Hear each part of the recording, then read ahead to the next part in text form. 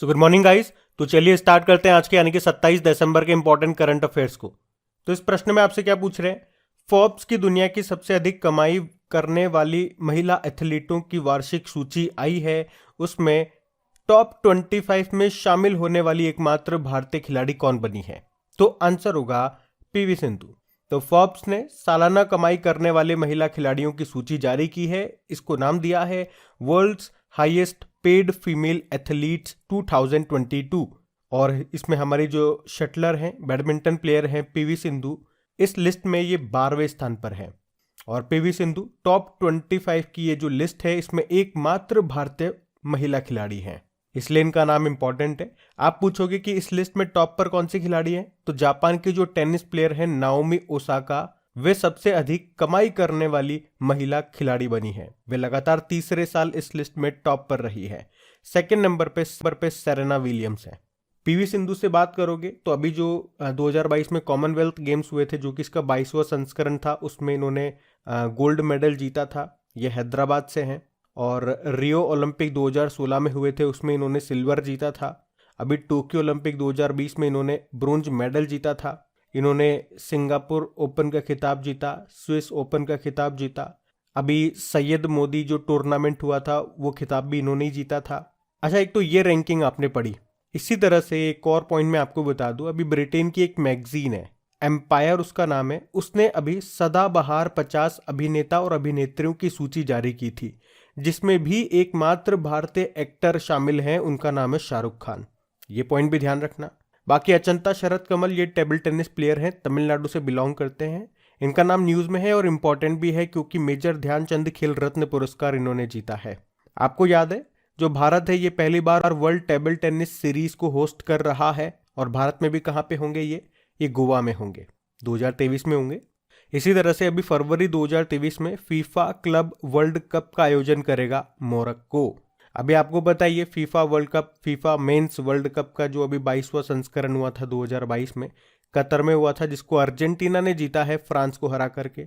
अगर आपसे पूछूं कि ब्लाइंड T20 वर्ल्ड कप 2022 जो कि इसका तीसरा संस्करण था, अभी भारत में हुआ था, इसको भारत ने जीता बांग्लादेश को हरा करके।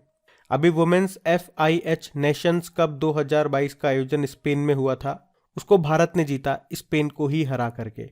और याद रखना 2023 में जो मेंस हॉकी वर्ल्ड कप होंगे, आपको पता है उड़ीसा में होंगे, उसका ऑफिशियल पार्टनर कौन बना था? अभी टाटा स्टील। अभी विजय हजारे ट्रॉफी को सौराष्ट्र ने जीता महाराष्ट्र को हरा करके। और आपको पता है सबसे इंपॉर्टेंट कि BBC sports personality of the year 2022 का पुरस्कार किसे मिला? बेथ मीड को। ये ब्रिटिश फुटबॉलर हैं। अगर मैं आपसे पूछूं para sports person of the year किसे चुना गया, तो अवनी लखेरा को चुना गया।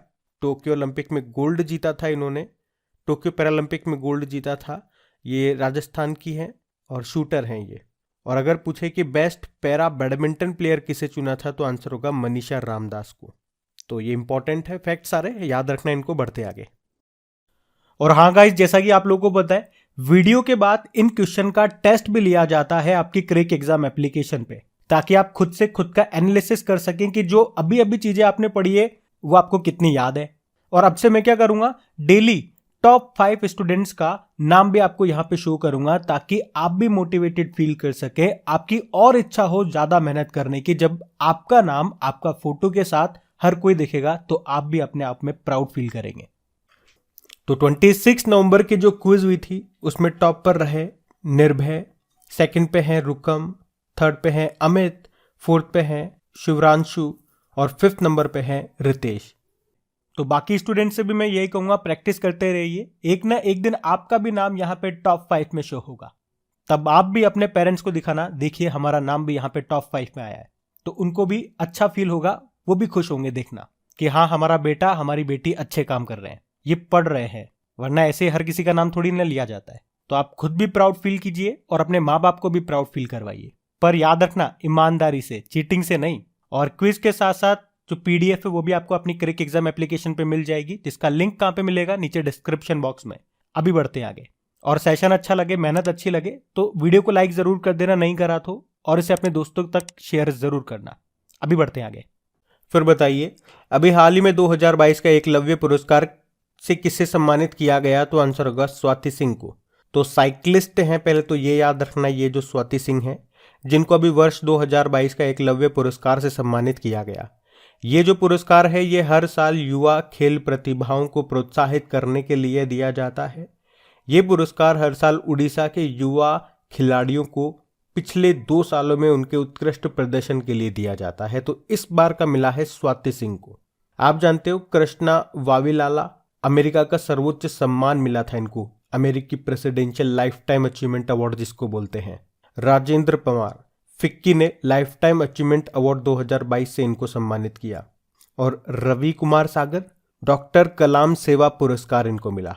तो ये नाम भी न्यूज में थे, ये भी ध्यान रखना। बढ़ते हैं आगे। फिर बताइए, जनवरी 2020 में 26वां राष्ट्रीय युवा महोत्सव का आयोजन ये कहाँ पे किया जाएगा? तो आंसर होगा कर्नाटक में। तो अभी कर्नाटक के जो मुख्यमंत्री हैं बसवराज बोम्मई, उन्होंने कहा कि हुबली और धारवाड़ में 26वें राष्ट्रीय युवा महोत्सव का आयोजन किया जाएगा, जिसका उद्घाटन प्रधानमंत्री नरेंद्र मोदी करेंगे। आप जानते हैं 12 जनवरी को तो स्वामी विवेकानंद जी का जयंती होता है, तो उसी दिन को नेशनल यूथ डे के रूप में भी मनाया जाता है और इसी दिन राष्ट्रीय युवा महोत्सव का भी आयोजन होगा। क्या आपको ये पता है इस साल जो 25वां नेशनल यूथ फेस्टिवल का आयोजन हुआ था वो कहाँ पे हुआ था? भाई अगले साल 26वां तो ये कर्नाटक में हो रहा है ना, इस साल 25वां कहाँ पे हुआ था? ये एग्जाम में पूछेंगे तो फिर आंसर करना पुडुचेरी में, जिसकी थीम थी सक्षम युवा सशक्त युवा। और मैं आपको ये भी बता दूं कि ये जो महोत्सव है ये पहली बार 1995 में भोपाल में आयोजित किया गया था, जिसका उद्देश्य क्या है? देश के युवाओं को एक मंच प्रदान करना ताकि विभिन्न गतिविधियों के द्वारा अपनी प्रतिभा पेश करने का अवसर मिल सके। आपने कहा नेशनल यूथ डे, ये हम 12 जनवरी को मनाते हैं, और इंटरनेशनल यूथ डे वो 12 अगस्त को। एक वर्ल्ड यूथ स्किल डे भी होता है, वो 15 जुलाई को होता है। आपको याद है अभी 2022 में जो चौथा खेलो इंडिया यूथ गेम्स हुआ था वो हरियाणा में हुआ था, उसको हरियाणा ने जीता था और उसका शुभंकर यानी कि मैस्कोट था धाकड़। और अगले साल जो 5वां खेलो इंडिया यूथ गेम्स होगा वो मध्य प्रदेश में होगा।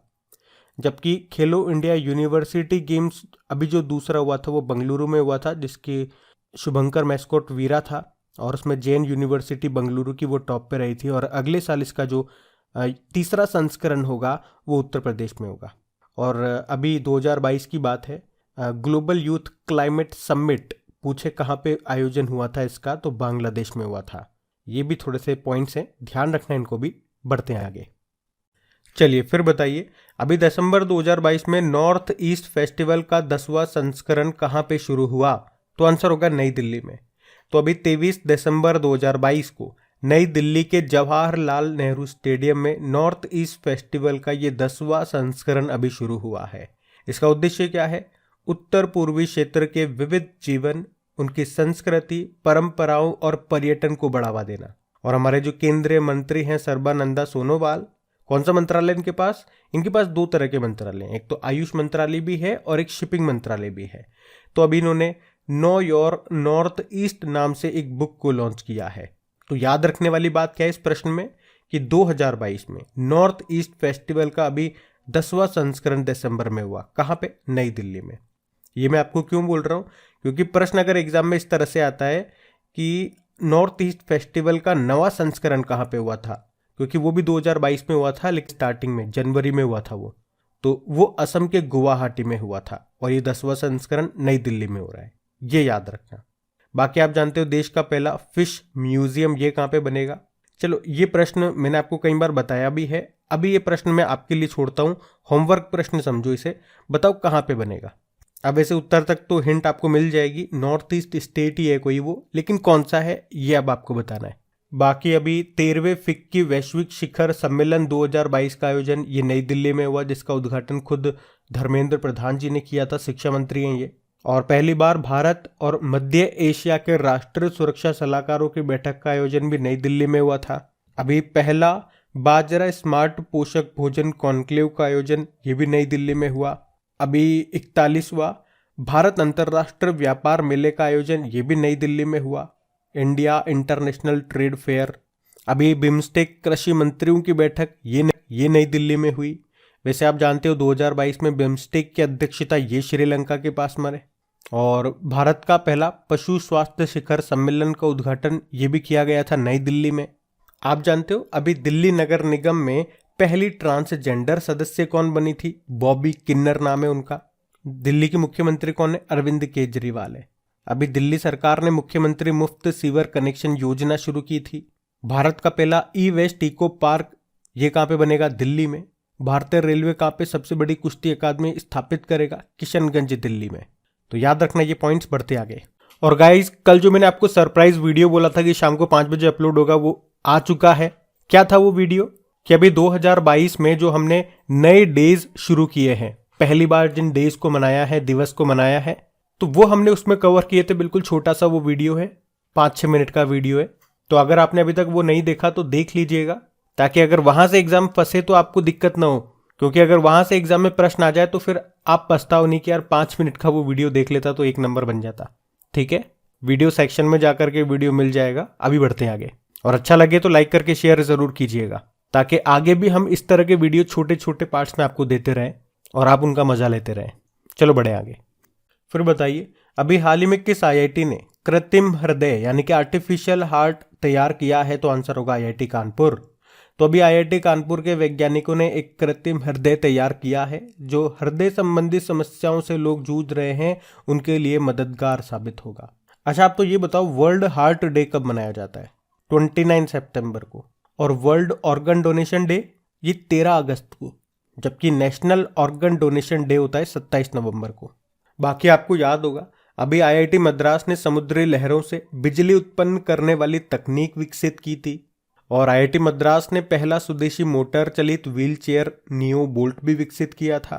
और आईआईटी मद्रास ने भारत का पहला स्वदेशी पॉलीसेंट्रिक प्रोस्थेटिक घुटने का अनावरण भी किया था। और आईआईटी मद्रास ने एक रोबोट होमोसेप भी डेवलप किया था, सेप्टिक टैंक को साफ कर सकता है वो।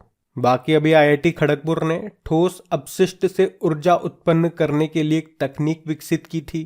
और आप जानते हो, एक सुपर कंप्यूटर है परम शक्ति, उसको कहाँ पे स्थापित किया गया? आईआईटी खड़गपुर में। बाकी आईआईटी हैदराबाद की बात करोगे तो अभी हमारे जो मंत्री हैं डॉक्टर जितेंद्र सिंह, उन्होंने आईआईटी हैदराबाद में टेक्नोलॉजी इनोवेशन सेंटर तिहान का उद्घाटन किया था। यहाँ पे ड्रोन से संबंधित विकास कार्य होंगे। आईआईटी हैदराबाद ने विकलांग व्यक्तियों के लिए भारत का आर्टिफिशियल इंटेलिजेंस आधारित जॉब पोर्टल लॉन्च किया था, जिसका नाम था स्वराजबिलिटी। और कृषि कचरे से बनी जैव ईंटों से भारत की पहली इमारत का उद्घाटन ये आईआईटी हैदराबाद में ही किया गया था। तो ये पॉइंट्स भी याद रखना। अच्छा, आप मुझे बताइए कमेंट बॉक्स में, क्या आईआईटी से संबंधित जो भी करंट अफेयर्स की न्यूज़ रही है, क्या उस पर भी आपको कोई वीडियो वगैरह चाहिए? क्या कितने लोगों को चाहिए, मुझे ये जानना है। क्योंकि वीडियो बनाते मेहनत लगती है। मैं चाहता हूँ कि जो भी वीडियो बने उस पर आप लोगों का रेस्पॉन्स दिखे, आप लोग उसे पसंद करो, शेयर करो। क्योंकि किसी भी टॉपिक पे वीडियो बना देते हैं, अगर आप लोगों का रेस्पॉन्स नहीं आएगा तो वो मेहनत बेकार जाती है। आप लोग कितने लोग चाहते हैं ये बताइए मुझे कमेंट बॉक्स में, ताकि मुझे पता लगे कि हाँ वीडियो बने, कम से कम इतने लोग तो देखेंगे इसी। चलो अभी हम बढ़ते आगे। चलिए फिर बताइए, अभी हाल ही में राइट टू रिपेयर पोर्टल को किसने लॉन्च किया? तो आंसर होगा पीयूष गोयल ने। अभी आपको याद है 24 दिसंबर को राष्ट्र उपभोक्ता अधिकार दिवस के रूप में मनाया गया था। तो उसी दिन हमारे जो केंद्रीय खाद्य और उपभोक्ता मामलों के जो मंत्री हैं पीयूष गोयल, उन्होंने नई दिल्ली में राइट टू रिपेयर पोर्टल को लॉन्च किया, यानी कि मरम्मत का अधिकार पोर्टल। अब आप पूछोगे इसमें क्या होगा?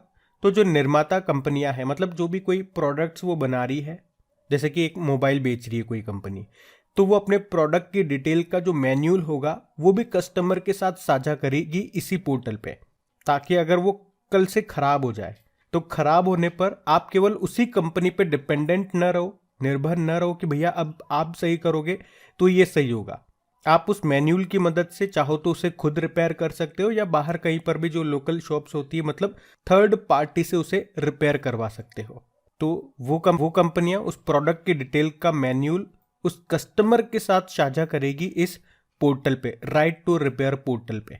ये इसका उद्देश्य है। अगर मैं आपसे पूछूं, अभी इसी साल की बात है, आप बताओ किसकी अध्यक्षता में मरम्मत का अधिकार यानी कि राइट टू रिपेयर पर एक रूपरेखा तैयार करने के लिए एक समिति का गठन किया गया था, किसकी अध्यक्षता में? तो आंसर होगा आपका निधि खरे। और देखो, पोर्टल से संबंधित कुछ करंट अफेयर्स के प्रश्न में आपको याद दिलाऊं तो एक सुपेस पोर्टल आपको याद होगा, ये प्रश्न तो एग्जाम में भी पूछा जा चुका है। सुपेस पोर्टल को किसने लॉन्च किया था? या किसने जारी किया था? तो आंसर होगा सुप्रीम कोर्ट ने। एक बाल स्वराज पोर्टल, बाल स्वराज पोर्टल आसानी से पता लगा लोगे ऑप्शन देख करके, राष्ट्रीय बाल अधिकार संरक्षण आयोग ने इसको शुरू किया था। एक है युक्त धारा पोर्टल, युक्त धारा पोर्टल को इसरो तथा ग्रामीण विकास मंत्रालय ने शुरू किया था। एक तपस पोर्टल न्यूज में था, सामाजिक न्याय अधिकारिता मंत्रालय ने, social justice and empowerment ministry ने इसको लॉन्च किया था। और इसी मंत्रालय ने प्रधानमंत्री दक्ष पोर्टल भी लॉन्च किया था। चलो आप बताओ किस राज्य सरकार ने भी उत्तम बीज पोर्टल को लॉन्च किया था? तो आंसर होगा हरियाणा सरकार ने, बीजों के वितरण में पारदर्शिता लाने के लिए, ट्रांसपेरेंसी लाने के लिए। और इसी तरह से हरियाणा सरकार ने कौशल रोजगार निगम पोर्टल भी लॉन्च किया था। और संभव पोर्टल किसने लॉन्च किया था? उत्तर प्रदेश सरकार ने। इसका उद्देश्य था जनता की शिकायतों को तेजी से निपटाना। और बता सकते हो उन्नति पोर्टल किसने लॉन्च किया था? दिल्ली पुलिस ने। तो ये भी याद रखना।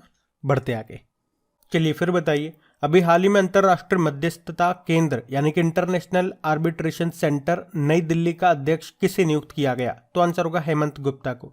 हेमंत गुप्ता ये सुप्रीम कोर्ट के पूर्व न्यायाधीश हैं, जिनको अभी नई दिल्ली अंतर्राष्ट्रीय मध्यस्थता केंद्र का अध्यक्ष नियुक्त किया गया। ये हेमंत गुप्ता वही हैं जिन्होंने कर्नाटक हिजाब प्रतिबंध मामले में फैसला सुनाया था। और अभी इनको नई दिल्ली अंतर्राष्ट्रीय मध्यस्थता केंद्र का अध्यक्ष नियुक्त किया गया। आप जानते हो वैसे अंतर्राष्ट्रीय मध्यस्थता न्यायाधिकरण, इसका मुख्यालय कहाँ पर है? जहाँ पे इंटरनेशनल कोर्ट का है, यानी कि द हैग नीदरलैंड में। इसे आप इंग्लिश में बोलोगे परमानेंट कोर्ट ऑफ आर्बिट्रेशन। बाकी आप जानते हो अभी भारत के 50वें नंबर के चीफ जस्टिस ऑफ इंडिया बने थे, DY चंद्रचूड़ नाम है। भारत के अभी नए महान्यायवादी बने थे R वेंकटरमणी, यानी कि अटॉर्नी जनरल ऑफ इंडिया बने थे ये। और भारती दास ये क्या बनी थी? अभी कंट्रोलर जनरल ऑफ अकाउंट्स बनी थी, यानी कि महालेखा नियंत्रक। तो ये नाम भी याद रखना। बढ़ते आगे, फिर बताइए, अभी दिसंबर 2022 में नेपाल के नए प्रधानमंत्री कौन बने? तो आंसर होगा पुष्प कमल दहल। तो अभी नेपाल के जो राष्ट्रपति हैं विद्या देवी भंडारी, अभी उन्होंने 25 दिसंबर 2022 को पुष्प कमल दहल, प्रचंड भी इनको बोलते हैं, अभी इनको नेपाल का नया प्रधानमंत्री बनाया है। वे तीसरी बार प्रधानमंत्री बने हैं। तो अभी उन्होंने अन्य दलों के समर्थन से गठबंधन सरकार बनाई है। वे प्रधानमंत्री के रूप में नेपाली कांग्रेस पार्टी के शेर बहादुर देउबा की जगह लेंगे। अच्छा, नेपाल की संसद को क्या कहते हैं? संघीय संसद, फेडरल पार्लियामेंट कहते हैं। अच्छा, मुझे तो ये समझ में नहीं आता कि इन लोगों को परेशानी क्या है। मतलब जितनी देर में हम लोग कपड़े नहीं बदलते होंगे उतनी देर में तो प्रधानमंत्री बदल लेते हैं। मतलब इनको चाहिए फुल इज्जत। ये सोचते होंगे न्यूज़ वाले हमारे बारे में तो छापते नहीं है, तो न्यूज़ में बने रहने के लिए क्या करें भैया? प्रधानमंत्री बदल दो, फिर तो छापेंगे। मतलब इन्होंने यहाँ पे खेल ही लगा रखा है। जैसे हमारे यहाँ बच्चे नहीं खेलते क्या, चीनी पत्ता पकड़म पकड़ाई, उसी तरह से यहाँ पे प्रधानमंत्री खेलते हैं कि अब तेरी बारी, नई गुड़ी नया दाम। मतलब बताओ यार, हर महीने में तो एक नया प्रधानमंत्री इनके बारे में पढ़ना पड़ता है हमें। तो अभी आप ध्यान रखना, दिसंबर में तो बने हैं पुष्प कमल दहल, आगे कुछ होगा तो फिर बताएंगे। बाकी आप जानते हो अभी फिजी के नए प्रधानमंत्री बने थे कौन? सितविनी राबू का नाम है। और ब्राजील के नए प्रधानमंत्री बने थे लूला डी सिल्वा। वैसे आप जानते हो अभी हमने पढ़ा था कि संस्कृत में शपथ लेने वाले पहले नेपाली सांसद बने थे, किरण कुमार साहा नाम है। और अगर आपसे पूछे ना कि भारत के UPI सिस्टम को अपनाने वाला पहला देश, ये नेपाल ही है। अभी नेपाल के साथ में हमने एक एक्सरसाइज भी किया था दिसंबर में ही, सूर्य किरण, ये इसका 16वां संस्करण था, नेपाल में ही किया था हमने ये।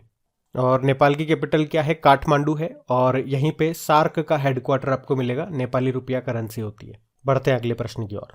फिर बताइए, दिसंबर 2022 में भारत के किस राज्य या यूनियन टेरिटरी में चिल्लई कला की शुरुआत हुई? तो आंसर होगा जम्मू कश्मीर। तो 40 दिनों की सबसे कठोर सर्दियों की अवधि को चिल्लई कला कहा जाता है, जो अभी कश्मीर में शुरू हो चुकी है। यह हर साल 21 दिसंबर से 29 जनवरी तक कश्मीर में सबसे कठोर सर्दियों का समय होता है। चिल्लई कला ये एक फारसी शब्द है जिसका मतलब होता है कठोर सर्दी। तो इसका उत्तर होगा जम्मू कश्मीर। जम्मू कश्मीर के बारे में जानते हैं तो इसके लेफ्टिनेंट गवर्नर हैं मनोज सिन्हा। अभी आपको याद है जो डल झील है जम्मू कश्मीर में, उसे साफ करने के लिए एक पहल शुरू की थी, अथवास पहल। और SBI ने डल झील पर तैरता हुआ ATM भी स्थापित किया था। देश का पहला फ्लोटिंग एयर थिएटर भी आपको डल झील पे मिलेगा। भारत की पहली कार्बन न्यूट्रल पंचायत ये बना है जम्मू कश्मीर का पल्ली गांव। और प्रधानमंत्री जन आरोग्य योजना के तहत 100% परिवारों को शामिल करने वाला देश का पहला जिला बना है जम्मू कश्मीर का सांबा जिला। देश का सबसे ऊंचा रेलवे आर्क ब्रिज ये बन रहा है जम्मू कश्मीर में, जिसकी लंबाई है 1.3 किलोमीटर। चिनाब नदी के ऊपर है ये। चिनाब नदी से कितना ऊंचा है ये? 359 मीटर ऊंचा है। तो अब बात करेंगे कल के वीडियो में पूछे गए प्रश्न के उत्तर की। तो कल के वीडियो में आपसे पूछा था कि BBC sports personality of the year 2022 award से किसे नवाजा गया, तो आंसर होगा बेथ मीड को। आप सभी ने प्रश्न का बिल्कुल सही उत्तर दिया है। एक बार फिर से याद दिला दूं, इन सभी का क्विज बना करके अपलोड कर दिया गया आपकी क्रिक एग्जाम एप्लीकेशन पे, वहीं पे इनकी पीडीएफ भी मिल जाएगी। एप्लीकेशन का लिंक आपको नीचे डिस्क्रिप्शन बॉक्स में मिलेगा। और यहाँ से दिक्कत आती है डाउनलोड करने में तो प्ले स्टोर में जाकर के सर्च कीजिए क्रिक एग्जाम करंट अफेयर्स, वहां से डाउनलोड कर लीजिए और उसका फायदा उठाइए। और सेशन अच्छा लगे, मेहनत अच्छी लगे तो लाइक करके शेयर जरूर कीजिएगा। Thank you.